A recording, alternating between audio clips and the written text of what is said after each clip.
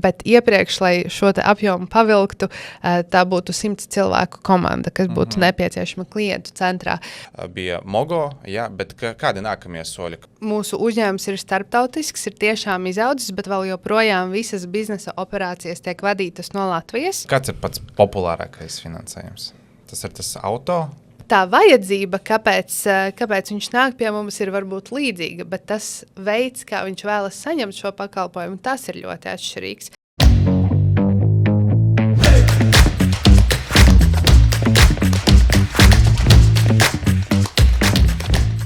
Sveicināts Kansas City podkāstā, vietā, kur iepazīstam uzņēmumus un cilvēkus, kas veido šo biznesa vidi. Šodien pie mums ciemos ir Eleven Group, un pie mums studijā ir Baiba Pētere, Eleven Group mārketinga vadītāja Eiropā.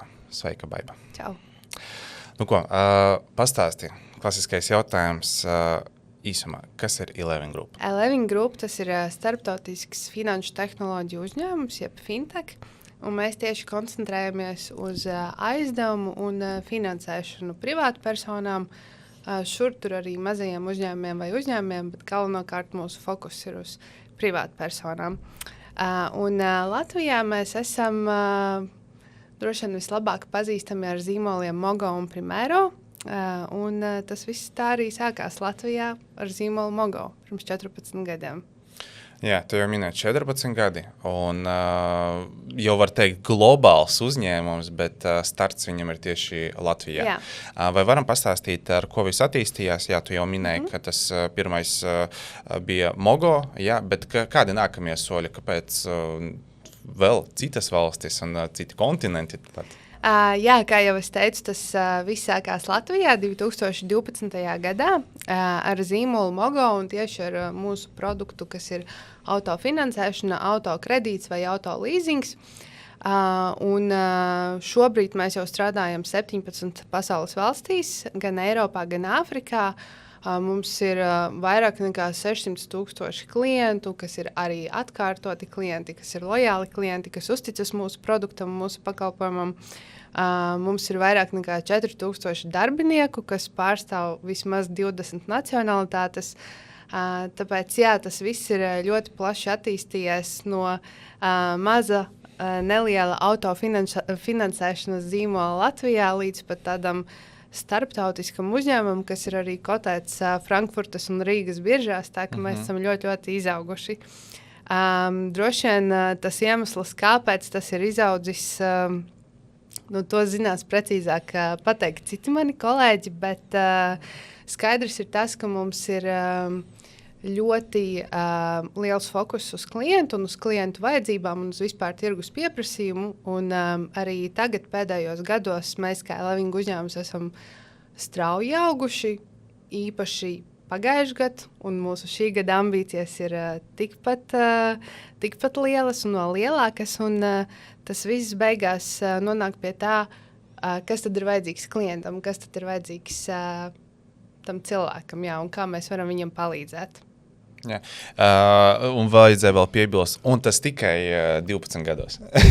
Jā. Tas mēs augām, un tik lielus plašumus sasniedzām 12 gados. Jā. Bet kā ir vispār šobrīd, vai ir tāds jūsu ideālais klients? Tu varētu viņu aprakstīt? Ļoti labs jautājums. Tāds viens ideālais klients mums noteikti nav. Nevaru definēt, bet skaidrs, ka mūsu ideālais klients atšķirās Eiropas valstīs, Āfrikā, tāpat arī Eiropas ietvaros, kāds tas ir Baltijā, kāds tas ir Rumānijā, Gruzijā vai Armēnijā. Un mūsu arī produktu klāsts ir ļoti dažādās valstīs. Piemēram, kā jau es teicu, mēs sākam ar autofinansēšanu, autokredītu, autolīzingu, bet pēdējā gada laikā mēs aizvien vairāk piedāvājam patēriņa kredītu, respektīvi finansēšanu dažādām ikdienas vajadzībām. Bet mūsu tas klients ir klients, kas strādā atalgotu darbu, kam ir oficiāli ienākumi un kas arī plāno savu nākotni un kam vienkārši ir nepieciešama kaut kāda papildus palīdzība un kaut kāds papildus finansējums konkrētām lietām. Tas, kas ir interesanti, man liekas, ir tas, ka, piemēram, ja mēs atgriežamies atkal par to, kā viss sākās, par to autofinansēšanu, tad Latvijā mums šis te auto ir vairāk kā tāds ērtības faktors, tā ir mobilitāte, komforts, bet tajā pašā laikā autofinansēšana Grūzijā vai Armēnijā, tas ir pilnīgi cits klients. Mums ļoti liela daļa klientu ir taksisti, kam ir tiešām izdevīgāk iegādāties auto leasingā un maksāt ikmēneša maksājumu, nekā, piemēram, maksāt šo nomas maksu savam uzņēmumam par to pašu automašīnu. Un tad viņš izmanto šo automašīnu darbam, lai nodrošinātu sevi un lai nodrošinātu arī savu ģimeni. Un līdzīgi mums ir arī Āfrikā ar citiem produktiem. Kā vispār ir šobrīd, kāpēc varbūt cilvēki visbiežāk izvēlas tieši jūs, nevis banku piedāvājumus? Kādas ir galvenās atšķirības? Gan jau katrā no valstīm varbūt tas atšķirās, bet varbūt ir tie primārie faktori. Ja mēs skatāmies vispār uz bankām un uz nebanku finansētājiem, gan uz mūsu zīmoliem, mūsu uzņēmumiem, gan arī uz citiem tirgus spēlētājiem, skaidrs, ka tā atšķirība ir klientu segmentā. Bankas klients tā tipiski ir strādājošs cilvēks, kam ir augstāka līmeņa vidēji vai augstāka līmeņa ienākumi, savukārt nebanku aizdevēja klients bieži vien ir cilvēks, kam ir vidēja un pat zemāka līmeņa ienākumi. Tādā vienkāršā valodā runājot, cilvēks, kas varbūt nevar dabūt šo te auto leasingu vai kredītu bankā, jo varbūt viņam nav pietiekami lieli tie ienākumi, un tad palīgā nāk nebanku finanšu aizdevēji, kas var uzņemties šo lielāku risku un teikt, hei, mēs tev varam palīdzēt, mēs tev varam iedot aizdevumu, protams, ar ļoti daudz noteikumiem un ar ļoti caurspīdīgu procesu, kas ir jāievēro, bet, respektīvi, tas ir viens no tiem iemesliem, kāpēc atšķiras, piemēram, banku klients un nebanku klients, lai gan tas nav arī tāds, tā kā balts un melns, jo mums ir arī daudz klientu, kas ir bankas klienti, un tāpat arī otrādāk. Tāpēc, ja agrāk tās atšķirības bija tādas striktākas, tad tagad tā robeža ir mazliet saplūdusi. Bet, ja mēs runājam tīri par mūsu produktiem un par mūsu procesiem, Baltijā arī un īstenībā vēl vairāk citās valstīs, mēs esam daudz ātrāki, mēs esam daudz mobilāki, mums nav tādas birokrātijas, mēs varam piešķirt aizdevumu dažu minūšu laikā klientam, mums ir ļoti automatizēts process, un kas īpaši atšķiras un ar ko mēs īpaši izceļamies tādos tirgos kā Rumānija, Grūzija un Armēnija, kur vēl joprojām tas bankas process ir tāds heavy, tāds smags, ar nākšanu patiešo uz vietas, ar dokumentu parakstīšanu uz vietas, bet mēs ļoti daudz ko digitalizējam, cik nu vien ir iespējams digitalizēt konkrētajā valstī. Vienkārši tā ir tāda arī ērtāka un ātrāka procedūra pašam klientam dabūt šo finansējumu. Un tad tas trešais aspekts droši vien būtu tie fleksiblie noteikumi, gan par to, kādu mēs piedāvājumu varam izsniegt, gan arī par to, kā mēs vērtējam savus klientus, jo mums tiešām ir ļoti, ļoti personalizēta pieeja, mēs par to runājam, tāpēc arī klienti mums uzticās un tāpēc klienti pie mums atgriežas, jo mēs tiešām izskatām katru gadījumu ļoti individuāli un tad atrodam to piemērotāko risinājumu, kurš no mūsu produktiem šajā brīdī klientam būtu vislabākais risinājums. Jā. Man liekas, tas arī fokus to, ka, ja mēs skatāmies bankas, tad bankas, protams, viņiem ir daudz interesantāk, kur ir ne tikai pat 10, kad ir 100 tūkstošos, un viņi daudz lielāk, varbūt prioritāri un fokusu velta tam, un tāpēc īsti varbūt mazāki kredīti, tad ir, varbūt nav īsti viņu lauciņš, bet... Mēs piedāvājam finansējumu un aizdevumu sākot arī no mazākām summām, dažādām dzīves vajadzībām. Un, ja mēs atkal atgriežamies pie šīs autofinansēšanas, tad liels klientu segments mums ir arī cilvēki, kas izvēlas lietotus auto, un tur vienkārši tās aizdevumu summas ir arī mazākas. Jā. Kā ir vispār, ja mēs šobrīd skatāmies par Latvijas tirgu, ir Mogo un Primero? Jā, tie ir tādi zināmākie zīmoli, kas mums ir. Gan jau savs fokus, ja mēs saprotam, varbūt Mogo reāli ir galvenā asociācija, laikam vispār ir automašīnā. Ja? Kā ir ar Primero? Kādas varbūt galvenās atšķirības un tas fokus, kā jūs uzrunājat, vai tieši kāds ir klients? Jā, šis ir ļoti labs jautājums. Īsnībā mēs pavisam nesen veicām pētījumu, tirgus izpēti, un lai saprastu, kāda ir tā asociācija ar Mogo zīmolu un ar Primero zīmolu.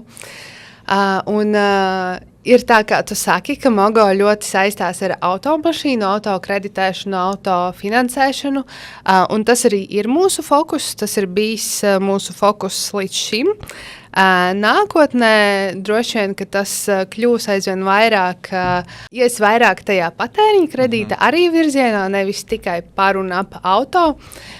Bet Mogo kā 14 gadus tirgu autofinansēšanu mums ir ļoti plašs sadarbība loks ar auto pārdevējiem, ar auto dīleriem, un mēs sevi pārliecinoši uzskatām kā autofinansēšanas ekspertus.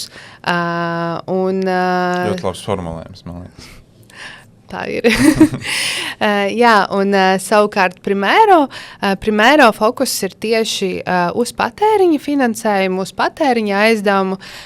Principā tas ir aizdevums jebkurām dzīves vajadzībām, ikdienai, ierīču iegādēji, kaut kādām negaidītiem izdevumiem, kaut kādām lietām, kas notiek, un varbūt tas esošais paša uzkrājums nepietiek, lai nosaktu lietas.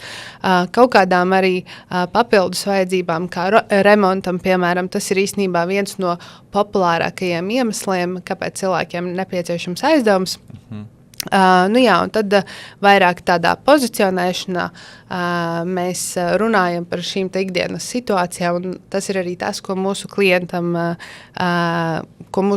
vajag, ko mūsu klienti sagaida. Tāpēc tās ir tādas divi virzieni, lai gan vēl joprojām arī ar Primero mēs piedāvājam autofinansēšanu, bet tas nav mūsu fokus punkts. Savukārt Mogo mēs tiešām ļoti daudz sadarbojamies ar partneriem, ar auto pārdevējiem. Mums ir pašiem savi autotirzniecības laukumi, un respektīvi mēs vairāk ejam tādā autofinansēšanas virzienā, lai gan, kā jau es teicu, tas ir tagad līdz šim, bet nākotnē ar skatu uz nākotni, protams, ka mēs paplašināsim produktu klāstu arī šajā zīmolā. Un vēl, ko ir būtiski pieminēt, ka ar Primero zīmolu mēs strādājam kopā ar Signet banku, un tad, tas mūsu fokus ir patēriņa finansēšana. Kā ir šobrīd vispār ar komandu globāls uzņēmums, un tu arī minēji, ka ir ap 4000, vispār darbinieku visās valstīs. 4300, lai būtu precīzi. Tik, jā. Bet kā vispār izskatās komanda? Varbūt kā globāli, bet cik saprotu, tas atskaites punkts vienalga ir no Latvijas. Jā. Tas ir tas, ar ko mēs ļoti lepojamies, ka mūsu uzņēmums ir starptautisks, ir tiešām izaudzis, bet vēl joprojām visas biznesa operācijas tiek vadītas no Latvijas.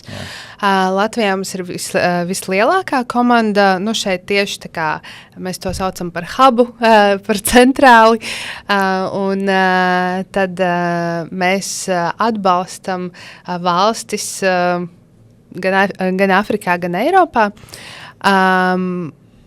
Mums komanda ir ļoti starptautiska, ne tikai vispār šajās 17 valstīs, bet arī Latvijā, arī Rīgā. Mums ir daudz darbinieku un kolēģi, kas ir pārvākušies uz Rīgu, kas ir no citām valstīm. Pat šādi. Jā. Un īstenībā tā vispār izaugsme mūsu darbiniekiem Eleving grupā ir ļoti plaša un iespējama, jo ir daudz gadījumu, ir daudz piemēru, kad, piemēram, mūsu kolēģis, kas strādā Gruzijā, pārvācas uz Rīgu, sāk strādāt Rīgā, sāk sadarboties ar citām valstīm, vai, piemēram, kolēģis, kas strādā Lietuvā, pievienojas komandai, kas strādā Āfrikā, tad uz gadu vai uz 2 pārvācas uz Āfriku un dzīvo tur. Tāpēc mūsu tāda iekšējā vide un tā kultūra un saziņa ir tiešām ļoti dinamiska, ļoti krāsaina. Tā ir ļoti tāda starptautiska vide. Oficiālā valoda mums ir angļu valoda uzņēmumā. Arī Latvijas ofisā?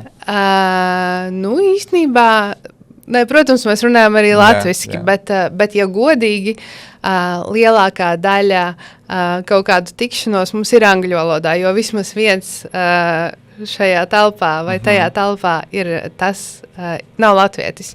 Un tad, Un īstenībā no Eleving grupas, respektīvi, kā jau es teicu, Eleving kā grupa, mēs esam šeit bāzēti Rīgā, un arī Lietuvā mums ir pārstāvniecības office, un tad citās valstīs mēs arī īstenībā esam vairāk pazīstami ar zīmolu Mogo. Piemēram, Mogo tas ir kā mūsu karognesējs Eiropā.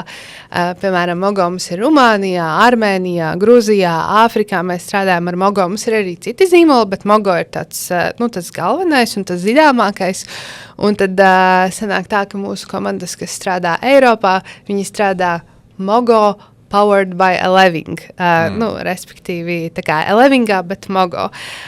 Un tad tā ikdienas sadarbība arī ir ļoti interesanta, ļoti dinamiska, jo var ļoti redzēt šīs kultūru atšķirības gan darbiniekos, gan klientos, gan klientu vēlmēs.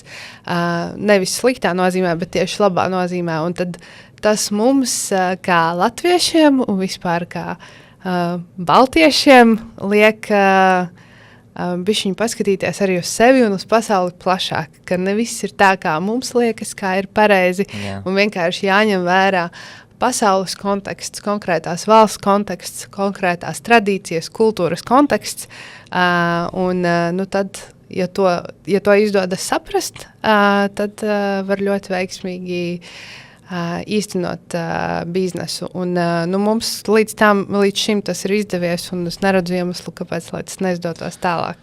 Kā atšķirās vispār produkts, piemēram, Eiropā un citās valstīs? Ja mēs skatāmies uz autofinansēšanu un autokreditēšanu, tad, kā jau es sākumā teicu, Baltijā tas vairāk ir automašīnas finansēšana, tas ir viens mūsu fokus, un tas klients arī ir cilvēks, kam ir nepieciešama šī automašīna mobilākai, ērtākai un komfortablākai dzīvei, ikdienai. Savukārt, piemēram, Armēnijā mums aizvien augošs klientu segments ir cilvēki, kam ir nepieciešams elektroautomobīlis, respektīvi jau autofinansēšanas ietvaros mums jau ir cits produkts un cits klients, kas ir electric vehicle.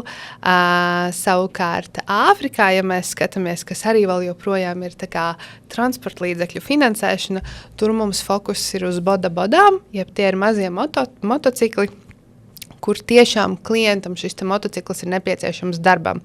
Tie motocikli tiek izmantoti kurjeriem, preču piegādai vai arī kā taksistiem. Tas ir, ja mēs runājam par autofinansēšanu, tad tur ir atšķirīgi tie iemesli bieži vien valstīs, kam šis auto ir nepieciešams, vai kam šis motociklis vai elektroauto ir nepieciešams. Bet ja mēs skatāmies uz to patēriņa kredītu, un mēs arī atkal šogad gada sākumā veicām tirgus izpēti visās Eiropas valstīs, un viens no jautājumiem, ko mēs vēlamies noskaidrot, tad kas ir tas iemesls, kas ir tās vajadzības, kam klientam ir nepieciešams šis patēriņa kredīts.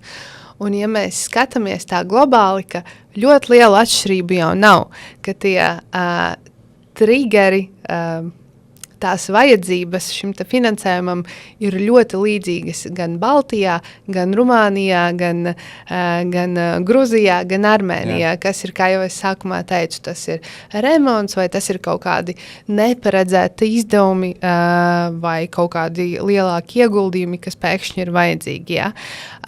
Tāpēc, protams, ja mūsu klientam ir atšķirības vairāk no tā procesa viedokļa, piemēram, kas droši vien nav tāds noslēpums, mēs Baltijā neesam tik komunikabli un mēs labāk daram lietas digitāli, varbūt labāk rakstiet man, nevis zvaniet, ja? Piemēram, Igaunijā mūsu klienti labprāt novērtē, ja mēs šo te pakalpojumu sniedzam digitāli, jo mazāk cilvēka kontakta, jo labāk. Tad, ja mēs skatāmies uz Armēniju un Gruziju, kur cilvēkam ir ļoti svarīgi ierasties mūsu filiālē, viņam ir ļoti svarīgi redzēt cilvēku pretī, viņam ir ļoti svarīgs šis cilvēciskais kontakts. Līdz ar to tā vajadzība, kāpēc viņš nāk pie mums, ir varbūt līdzīga, bet tas veids, kā viņš vēlas saņemt šo pakalpojumu, tas ir ļoti atšķirīgs. Lai gan arī Grūzija un Armēnija un Rumānija kļūst aizvien digitālākas valstis, tās joprojām nav tik digitālas, kā esam mēs Baltijā. Tāpēc mums šis ir tas kulturālais konteksts, par ko es teicu, ka mums ir tomēr jāņem vērā, kādas ir tās tradīcijas un cik gatava ir valsts nesaskarties vispār ar to šo cilvēka kontekstu. Kulturālais konteksts arī svarīgs. Un tā droši vien ir tāda lielāka atšķirība. Piemēram, tāds fun fact, fun story. Tad, kad es pievienojos Eleving grupai un kad es arī uzdevu šo jautājumu saviem kolēģiem, tad kāda ir atšķirība? Es atceros stāstu, kad man teica, ka kā Gruzijā vai Armēnijā braukt, iegādāties auto un noslēgt šo te līzinga līgumu. Tas ir ģimenes pasākums, kur viņi brauc ar sievu, ar bērniem sestdienā uz šo galvaspilsētu, sēž rindā un paraksta līgumu, un tad visiem tas ir tā kā liels pasākums. Ja? Tikmēr Baltijā ātrāk visu digitāli atsūtiet man 5 minūtes un viss tā kā, ja vajag uzzvaniet.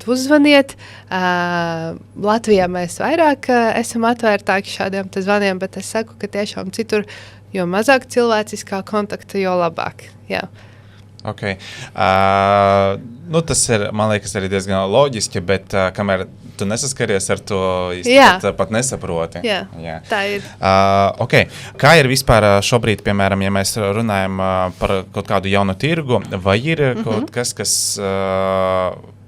nestrādāja, jūs domājāt, šeit mums jau ir viss skaidrs, mēs mēģināsim, piemēram, ieviest jaunu produktu vai vispār uzsākt jaunu sadarbību un neiet. Vai ir kaut kādi tādi piemēri, kas strādā vienā valstī un nestrādā vispār otrajā?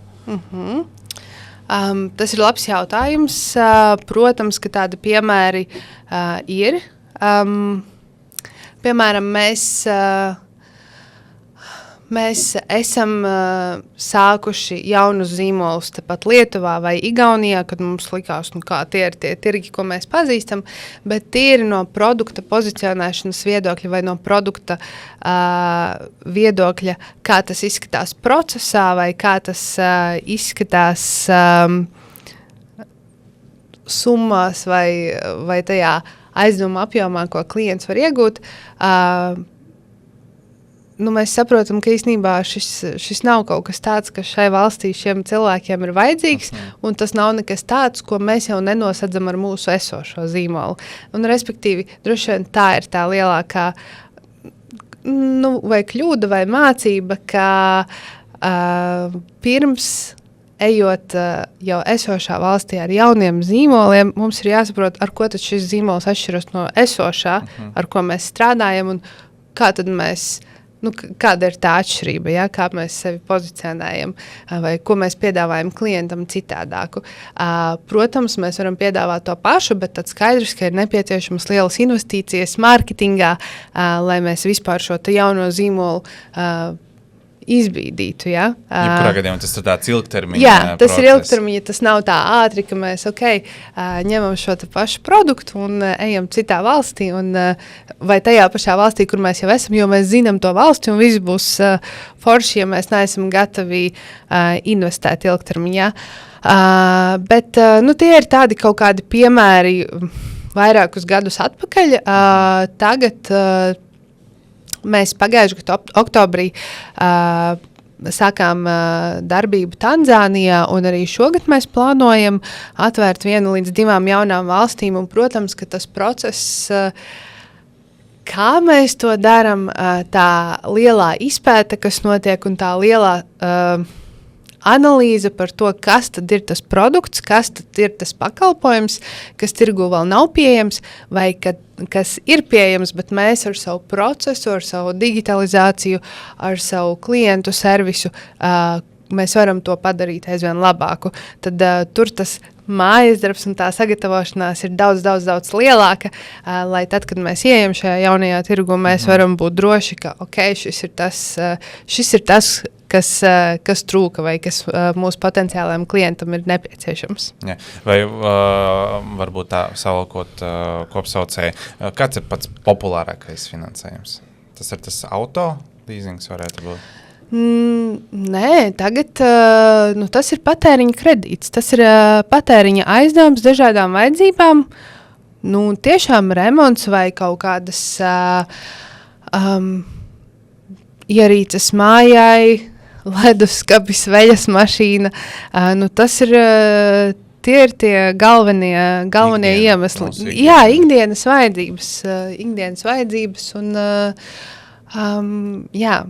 Tagad mēs tiešām aizvien vairāk valstīs pievienojam šo produktu ar dažādām summām, gan lielākas summas, lielāks aizdevums, gan mazāks aizdevums. Un mēs redzam, ka tas pieprasījums ir daudz lielāks nekā auto leasings vai auto kredīts.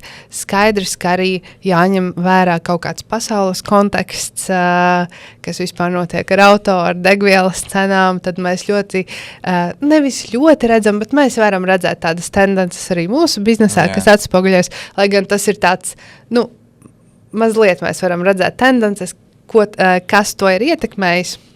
Gan jau vienalga var redzēt tāda ilgāka laika periodā. Jā. Piemēram, Igaunijā pagājušajā gadā vai pirms pusotra gada tika pieņemts likums par papildus nodokļiem auto, un tad mēs sākumā redzējām nevis tikai mēs kā auto finansēšanas uzņēmums, bet vispār auto tirgus kā tāds redzēja šo ietekmi, kad cilvēki vairākus mēnešus vienkārši nepirka automašīnas. Tāpēc, jā, bet tas ir tā īstermiņā. Tad pēc kaut kāda laika tas tirgus atgūstas. Bet jā, īstenībā patēriņa kredīts pašlaik lielākoties ir pieprasītāks produkts, un tad dažādām vajadzībām. Jā. Man liekas, vienkārši zem patēriņa kredīta arī vairāki apakšpunkti, mērķi. Jā. Tāpēc viņš arī varētu būt tāds populārāks. Bet kā ir šobrīd 12 valstis? 17, jā. Bet kā ir tagad 17 valstis, un tu jau minēji, ka tomēr jau plānojat vēl vairāk attīstīties, bet pie kā jūs šobrīd strādājat? Mums ikdienā jau ir ļoti integrēts mākslīgais intelekts. Vai jūs jau to iesaistat un integrēt arī savā darbā? Jā, skaidrs, ka, lai pārvaldītu biznesu 17 valstīs, ir ļoti jādomā par biznesa procesiem, par to, kā mēs ne tikai augam un attīstamies, bet kā mēs arī kļūstam efektīvāki, kā mēs beigās kļūstam pelnošāks kā uzņēmums. Un jā, īstenībā šogad mēs diezgan aktīvi pievēršamies šim mākslīgā intelekta jautājumam vai tēmai. Es teiktu, ka mēs esam tādā vairs jau ne sākuma stadijā, bet tādā vidējā stadijā. Mēs ļoti daudz eksperimentējam, uzņēmuma tas sākas ar mūsu vadību līdz pat darbiniekiem dažādās komandās. Mēs ļoti daudz eksperimentējam ar mākslīgā intelekta rīkiem, ko mēs varam darīt, kā tas mums atvieglo kaut kādus ikdienas procesus vai manuālos darbus, ko, piemēram, cilvēks iepriekš pavada 5-6 stundas darot, bet tagad iedodot uzdevumu mākslīgajam intelektam, un es nerunāju par ChatGPT, ir ļoti daudz citu rīku un advancētāku rīku, kas tiešām varbūt šis te palīgs, kad šis darbiņš tiek izdarīts 15 minūtēs. Skaidrs, ka šis ir mūsu fokus, mēs aizvien vairāk pieslēdzam šos te mākslīgā intelekta zvanus klientiem. Piemēram, Āfrikā mēs veicam līdz pat 20,000 zvanu dienā. Tie ir zvani mūsu klientiem ar atgādinājumu par apmaksas termiņu. Bet iepriekš, lai šo te apjomu pavilktu, tā būtu 100 cilvēku komanda, kas būtu nepieciešama klientu centrā. Tāpēc, jā, mākslīgais intelekts tiek integrēts, tas ir viens no mūsu fokusa punktiem, bet skaidrs, ka tas nav ar domu, ka mēs tagad visu automatizējam un kā šie skaļie lozungi, kā klauds nozags darbu grafiskajiem dizaineriem un ka tu vari uztaisīt mārketinga kampaņu vienā minūtē. Nu, skaidrs, ka tā nav. Bet mēs vēl joprojām esam ļoti, ļoti atvērti un ļoti daudz meklējam, kas tad ir vēl tas, ko mēs varam automatizēt, kur mēs varam padarīt šo procesu efektīvāku, lai mums paliek vairāk laika jaunām idejām, jauniem virzieniem, par ko domāt, kad mākslīgajam intelektam mēs varam iedot kaut kādu, to manuālo darbu, kaut kādu to,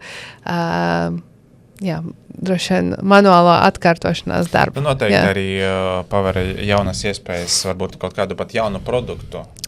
Jā, protams, un ja mēs skatāmies no tādiem jauniem produktiem vai tirgus izpētes, tad, protams, arī ir ļoti daudz rīku, ar ko mēs varam to izdarīt ātrāk, paskatīties, kas notiek konkrētajā valstī, vai kas notiek ar mūsu zīmoliem, vai kas notiek ar citiem zīmoliem, un noķert tādus agros signālus, ja mēs redzam, ka šeit ir jāpievērš vairāk uzmanība.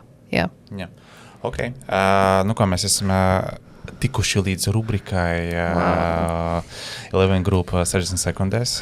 Baiba, vai tu esi gatava īsi kodolīgi atbildēt uz jautājumiem? Viens vārds, jā?